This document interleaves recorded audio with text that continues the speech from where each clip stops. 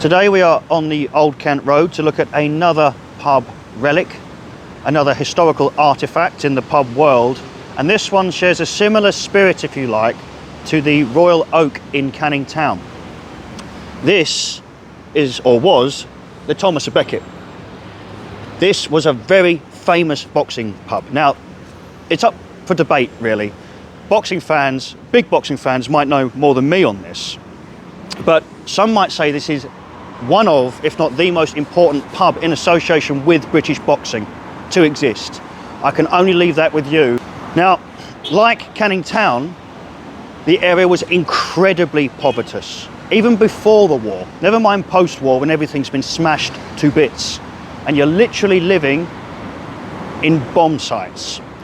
Now, it was almost a paradoxical community, just like East London. You had to be self-reliant, but in other circumstances, everyone worked together. It was very close-knit. And places like the Thomas of Becket helped people come through and find their confidence. Young lads in the estates that had nothing to do found themselves a home in places like the Thomas of Becket. But due to the intense poverty, and I mean real poverty, people can't really grasp it. They think just because you live in or around a city, there must be something for you to eat. It didn't work like that then. Poverty today is very different to poverty then. But due to that level of poverty, people would actually fight and become boxers just to bring some money home. So the boxing community would be made up of a lot of dockers or lads from the estate, but overall they were one and the same. And the dock work wasn't there for everyone every day. So there would have been a huge population of people that boxed, not because they wanted to, but because they wanted to bring in some income.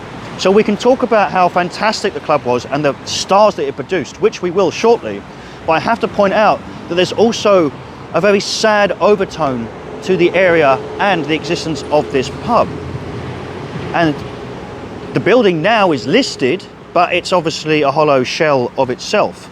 We could probably go around and see where pie and mash shops were, tailors were, and so on, but ultimately none of them look anything like they did, whilst this does. We can even see the pub sign up there. See, if you was here through the 60s, 70s and 80s, this was the place to be in the boxing world. You'd come here from all over London. Well, people wouldn't have another excuse to come here other than Thomas of Becket Boxing Gym. People came from America. There's even the instance of Muhammad Ali actually flying over here and training in the Thomas of Becket. In a place as poverty-stricken as this, every decade makes a massive difference. You see, if you was a child here in the late 50s and 60s, your opportunities were tenfold to that of your parents or grandparents.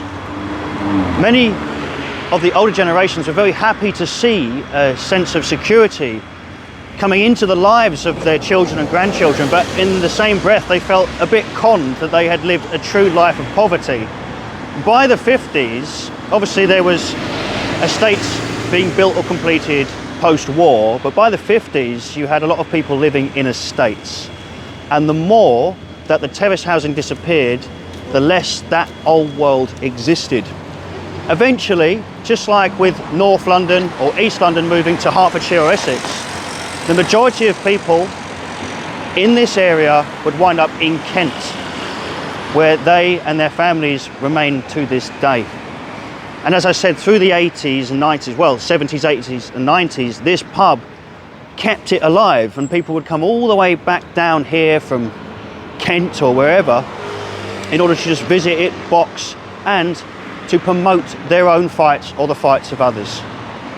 And when I'm saying this, there'll be many, many people that resonate with my words and will be able to add many more stories to this area in relation to what I'm saying than I am in this brief description. For historical interest, I will quickly explain who Thomas of Becket was. Now, during the 1100s, Henry II made Thomas of Becket the Archbishop of Canterbury because the church and the monarch were always fighting over power. Now Henry II hoped his friend would basically kneel whenever he wanted something, and therefore the monarch would reign supreme. However, it didn't go to plan. Now, we're dealing ultimately in what we consider now a French world. They were Normans. So whether we're talking about William the Conqueror, William II, Henry I, King Stephen, Henry II, Richard I, King John, Henry III, Edward I, II or III, these people were French, they were Norman, and so on. So we have to really contextualise how important European history is with British history. Now, the Archbishop of Canterbury, obviously, was living in England, and this is where we get the term, "Who will rid me of this turbulent priest?" You may have heard this. I don't know if this is theatrical embellishment or not, but that's the saying which is added to the tale of Thomas a Becket. It was actually depicted comedically by Rowan Atkinson in an episode in Blackadder called The Archbishop, which depicted the terrifying nature of being the Archbishop because you could get killed any minute for irritating the monarchy. So what actually happened, allegedly, is that knights were sat at the table or in a room with Henry II, and he said, "Who will rid me of this turbulent priest?" Upon which they take it upon themselves to leave Normandy and go all the way to Canterbury to chop him to bits. As a result, he became a martyr. Henry II basically had his name completely ruined, but that comes down to opinion, and hopefully this will help you understand the importance of Thomas a Becket, whether you're in the Christian world or studying royalty. So the boxing gym was originally above a pub called the Torbay in Rotherhithe, which was ran by Danny Holland. And when they closed that pub, obviously they moved here. Now, there's very little to indicate what it was, but there is a plaque just over there. So why don't we go and have a closer look? Now, the actual pub was run by Beryl Cameron and Tommy Gibbons, two big names in the area who were actually genuinely loved, and Beryl became quite an infamous boxing promoter, much to her own surprise. She pitched in to get a license to become a boxing promoter, and they agreed, and she was probably more knowledgeable on boxing than many modern fans are today.